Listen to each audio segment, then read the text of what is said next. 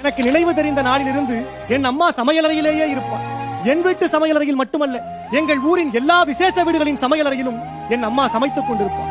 1000 விடுமுறை வந்தாலும் அம்மாவின் சமையலறைக்கு மட்டும் விடுமுறையே கிடையாது. கணக்கே பார்க்காமல் நமக்காக சமைத்த அம்மாவின் சமையல் கணக்கு என் இதயத்தையே கணக்கச் செய்கிறது. சாப்பிட்டு எனும் நம்மில் பலவே உணவை பாராட்டி ஒரு வார்த்தை கூட சொல்லுவதில்லை.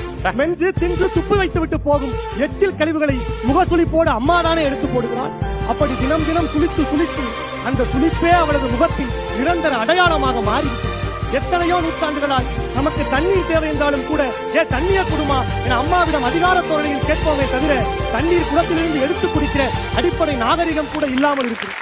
நாளை வரப்போகிற என் பிள்ளையின் அம்மா என் அம்மா பட்ட கடினங்களை ஒரு நாளும் பட நான் அனுமதிக்க மாட்டேன். உணவை சமைத்து பரிமாறுகிற ஒருத்தியாகவோ உள்ளாடைகளை துவைத்து போடுகிற ஒருத்தியாகவோ என் பிள்ளையின் அம்மா ஒரு நாளும் இருக்க மாட்டாள். நாளை என் வீட்டு சமையலறை ஆணுக்கானதாகவோ